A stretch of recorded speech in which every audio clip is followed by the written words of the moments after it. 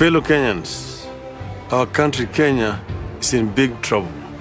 I've always believed that for Kenya to be great, it must be great for all Kenyans. Together, you and I can remake this country so that this time, Kenya belongs to all Kenyans.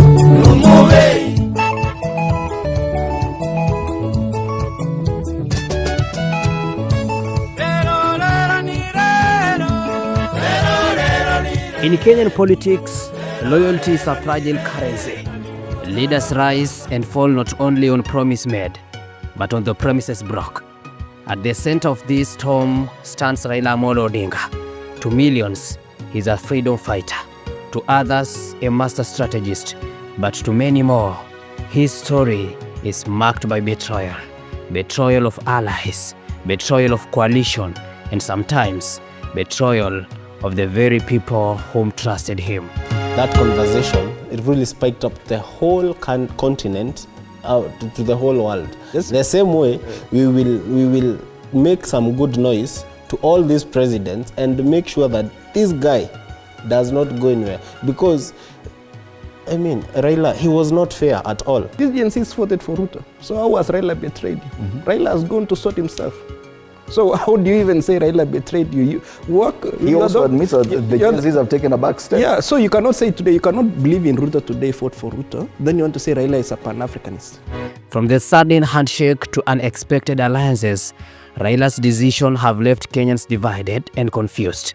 This is Raila Odinga betrayal journey, told through the voice of Kenyan citizens, critics, and analysts who have watched every twisted and turn.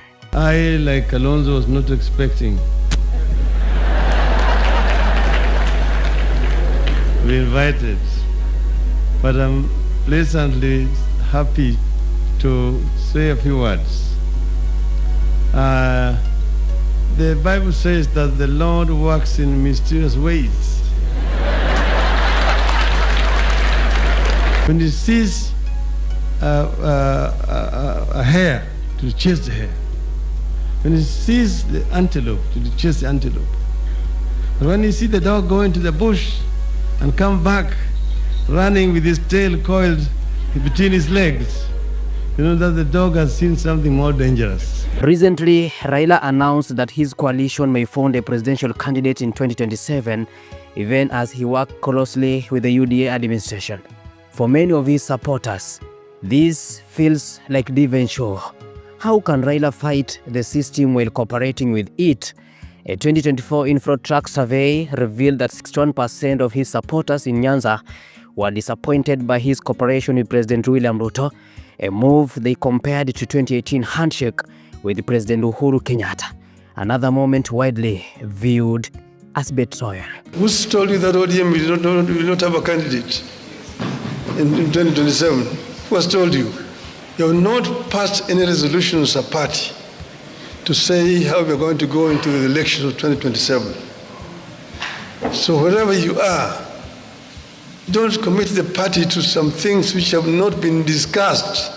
Issue on politics, refer to Baba's speech. Issue on broad-based government, refer to Baba's speech. If you are in doubt, refer to Baba's speech.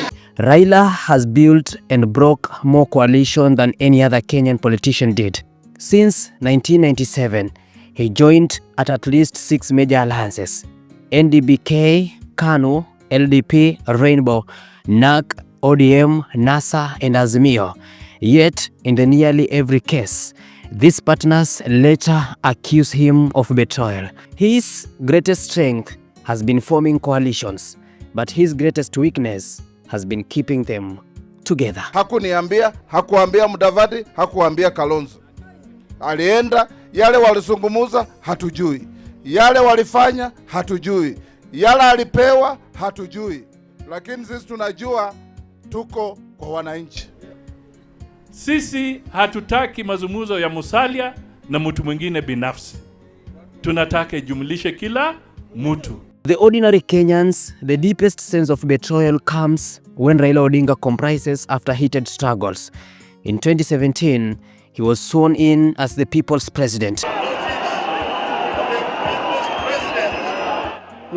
giving millions hope that the change was near. But within weeks came the handshake with President Uhuru Kenyatta. Protest ended. The opposition collapsed. A 2019 Afroblock study found that the 52% of Kenyans felt that the handshake betrayal of the opposition cause, and the number were even higher in counties than had voted overwhelmingly for Raila Odinga. Many citizens still recall the sacrifice they made. Families torn apart, jobs lost, lives destroyed, only for their leaders to join hands with the man they opposed. Raila waliwachana wakati wa campaign. Mimi naona Raila wakukutana na Ruto. Nimekataa. Because in the first place, Ruto was not gearing towards the handshake in the first place. Now, how can he say that Raila approached him if himself was not kama yeye mwenyewe hakuwa na support the handshake in the first place? So I disagree with it. Handshake imemaliza mwaka, alikuwa wapi? Mimi naona hii ni lugha tu. Kwa hivyo unaona ni uongo? Uongo, hata siamini deputy president mimi. Beyond coalitions, Raila has also made promises that never materialized. He declares no reforms, no election in 2017, only to later back down. He promised a people's assembly, which faded quietly. Raila has promised constitutional reforms of 4 major occasions: 2005, 2010, 2017, and even 2021 under the BBI. Only the 2010 constitution succeeded, and even then, his role was secondary. Each abandoned promise left his supporters with a deep sense of betrayal. Fortunately, you cannot say the same about the 2 other arms of the state. Public participation is not an ornament. It is a value addition. You must be able to abide by what the citizens have told you. In 2002, Raila declared Kibaki tosha, but later accused Kibaki of breaking their MOU. In 2013, Kalonzo Musyoka, Moses Wetangula, and Musalia Mudavadi accused him of slandering them in NASA. By 2022, many of the same allies had crossed over to William Ruto, saying they could no longer trust Raila Odinga. Fisi akitaka kula watoto wake, anaanza kuwaambia wananuka kama mbuzi. Analysis urge that Raila Odinga is both victim and author of betrayal. The system has denied him power repeatedly, but in his reaction, he has often abandoned the very people whom stood with him. Once the military are given instructions, they execute. And we are almost there. We're almost there. So he said it's better to have a country that is civil, where leadership can be replaced through the ballot rather than through the bullets. As 2027 approaches, Raila faces his toughest test yet. Will he anoint a successor? Will he finally stand firm against Ruto? Or will he betray his faces against another handshake? A July 2024 TIFA polls show that 48% of Kenyans no longer believe Raila Odinga. Will he ever deliver the real change? Yet, the 20% said that he will still follow him whenever he go. This division show how the betrayal has defined, but not betrayed his political brand. Binian, we discuss who mobilized the GNCs. People assume that, let us not have double speak, that when it comes to GNCs, it was automatic. I've been here and said there is a finance behind GNCs. No. Listen, let me, hold on. Hold on. Yeah. So you cannot come to this other end and say those youths who were in a rally in Kisumu were financed. Those who were demonstrating then in the same Kisumu were not financed.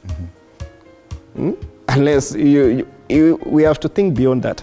And also, all those kind of mobilization. However, I want to wish Raila well.